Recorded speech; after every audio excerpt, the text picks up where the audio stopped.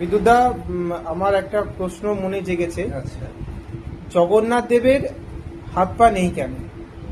প্রভু জগন্নাথ দেবের হাত পা নেই কেন? কেন প্রভু কৃষ্ণ মানে ভগবান কৃষ্ণকেও মরতে হয়েছিল। আমাদের মানব দেহে সবাইকে মানে আমাদের জন্ম হয়েছে, আমাদের মরতে হবেই।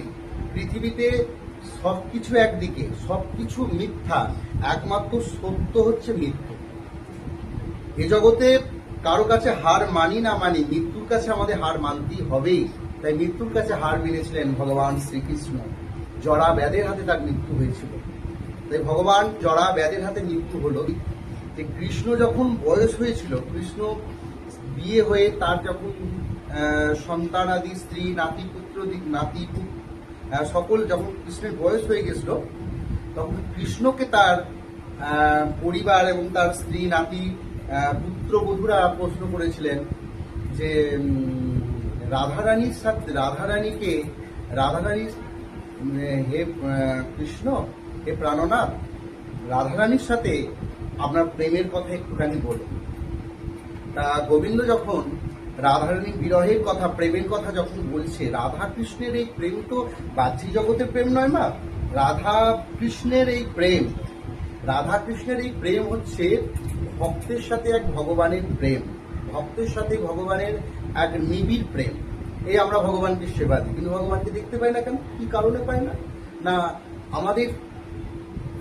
আমরা হচ্ছে জীবাত্মা, ভগবান হচ্ছে পরমাত্মা। এই জীবাত্মার সাথে পরমাত্মার মিলন হতে দেয় না কে? জীবাত্মার সাথে পরমাত্মার মিলন হতে দেয় না বাধাটা কে? অহংকার। এ আমাদের হৃদয়ের মধ্যে অহংকার রূপী বাধা আছে বলে, প্রাচীর আছে বলে আমরা ভগবানকে দেখতে পাই না। ভগবানকে আমরা সেই দিনই দেখতে পাবো যখন ওই অহংকারের প্রাচীরটাকে চোখের জল দিয়ে ঘষে ঘষে আমরা নিজেরা ভেঙে ফেলতে পারবো। তাই কৃষ্ণ গোবিন্দ যখন তার রাধারানীর প্রেমের কথা যখন বলছে, আস্তে আস্তে তার হাতগুলো গলে যাচ্ছে, চোখগুলো বড় বড় হয়ে যাচ্ছে। এই দৃশ্য দেখে ছুটে এসেছিলেন সুভদ্রা, যে দাদা কি হলো? হঠাৎ করে দাদার হাতগুলো ঢুকে যাচ্ছে, চোখগুলো বড় বড় হয়ে যাচ্ছে, কি হয়েছে? হ্যাঁ, কৃষ্ণের কথা শুনতে শুনতে কৃষ্ণকে যখন স্পর্শ করেছে সুভদ্রা, তখন সুভদ্রও তাই অবস্থা। ছুটতে এলেন বলরামও দেখছে যে কৃষ্ণের চোখগুলো বড় বড় হয়ে যাচ্ছে, হাতগুলো সব ঢুকে যাচ্ছে। বোনেরও তাই হচ্ছে। বলরাম কৃষ্ণের বিরহের কথা শুনে, প্রেমের কথা শুনে বলরামেরও তাই অবস্থা হলো। নারদমণি প্রশ্ন করলেন, কৃষ্ণ তোমার এই রূপ তুমি কি জগতের মাঝে প্রচার করবে? ভগবান কৃষ্ণ তখন বলেছিলেন, এই রূপ জগতের মাঝে প্রচার হবে দাপর যুগে নয়, আগামী কলি যুগে। যখন আমি জগতের নাদ রূপে প্রচারিত হব, জগৎকে যখন আমি ধারণ করব, আমার নাম হবে জগন্নাথ। তাই ভগবান কৃষ্ণের জরা ব্যাধির হাতে মৃত্যু হলো। মৃত্যুর পর ভগবান নিজে বলেছিলেন, ভক্ত মোর মাতা পিতা, ভক্ত মোর গুরু, ভক্তই আমার নাম রেখেছে বাঞ্ছা কল্পতরু। আমি তো ভক্তাধীন ভগবান, আমি ভক্তের জন্য ভগবান। ভক্তরা আমাকে ভগবান করেছে, যা কিছু সবকিছু ভক্তের জন্য। তাই তিনি রথের সারথী অর্জুনকে তিনি বলে দিয়েছিলেন যে আমার মৃত্যুর পর মুখে অগ্নি করবে তুমি। জরা ব্যাধির হাতে যখন কৃষ্ণের মৃত্যু হলো, স্বয়ং অর্জুন নিজের হাতে ভগবান কৃষ্ণকে মুখে অগ্নি করেছিলেন। তার দেহটা যখন সমুদ্রে তটে ভাসিয়ে দিয়েছিলেন, ওই দেহ ভাসতে ভাসতে ভাসতে নীলগিরি পর্বতে উঠেছিল। সেখানে তিনি প্রচার পেলেন নীল মাধব রূপে। পরবর্তীকালে তিনি রাজা ইন্দ্রদগ্নুকে স্বপ্ন দিয়েছিলেন যে আমি এই উড়িষ্যায় জগন্নাথ রূপে প্রচার পাব, আমি আছি নীলগিরি পর্বতে নীল মাধব রূপে। তখন রাজা উদ্ধার করে রাজাকে স্বপ্ন দিলেন যে সমুদ্রের তটে একটা নিম কাষ্ঠ ভেসে আসবে এবং যথা সময়ে এক পটুয়াও যাবে।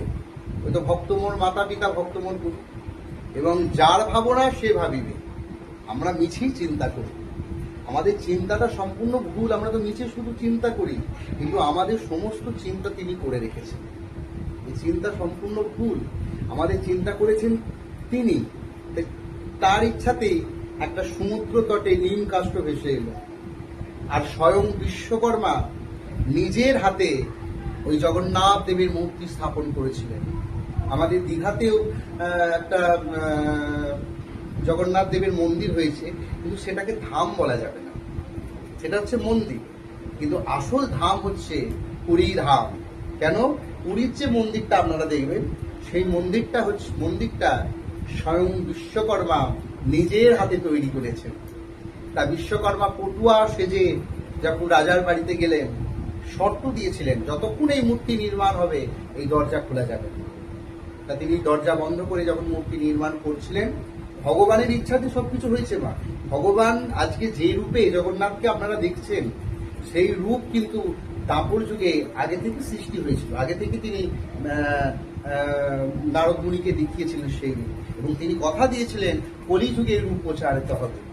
তাই বিশ্বকর্মা যখন এই জগন্নাথ দেবকে তৈরি করছেন, জগন্নাথ দেবকে তৈরি করতে করতে রানীর মনে প্রশ্ন এলো বা রাজার মনে উদ্বেগ তৈরি হলো, এটা ভগবানই করিয়েছে। ভগবান না করে তো লীলা করতে পারবে না, ভাই না, ভগবানই সব কিছু ইচ্ছা। তাই তিনি যখন চিন্তা করলেন যে এতদিন কি করছে, এতদিন দরজা বন্ধ করে জগন্নাথ হচ্ছে, এখনো কি মূর্তি তৈরি হয়নি। যেই দরজা খুললেন দেখলেন কি জগন্নাথের হাত নেই, শুধু অবশিষ্ট পা নেই, যেমন রূপ যে রূপে দেখছেন সেই রূপ। ভগবান দৈববাণী করলেন যে রাজা তুমি আর পা করতে যেও না, আমি এই রূপে প্রচার হব জগতের নাথ রূপে। তাই আপনারা সবাই ভালো থাকবেন, সবাই সুস্থ থাকবেন। যদি কোনোদিন মনে হয় পুরী ধামে গিয়ে স্বয়ং জগন্নাথ দেবকে দর্শন করবেন, তবে ঘুরে এসে যেন বলবেন না যে পুরী থেকে বেরিয়ে এলাম। সবাইকে বলবেন যে জগন্নাথ দেবকে দর্শন করলাম। জয় জগন্নাথ। সবাই ভালো থাকবেন। তাই অসংখ্য ধন্যবাদ বিদ্যুৎদাকে এত সুন্দর কথাটা বিশ্লেষণ করার জন্য। যদি আপনাদের পছন্দ হয়ে থাকে বিদ্যুৎদার পেজেতে গিয়ে অবশ্যই লাইক, শেয়ার, সাবস্ক্রাইব করে দেবেন।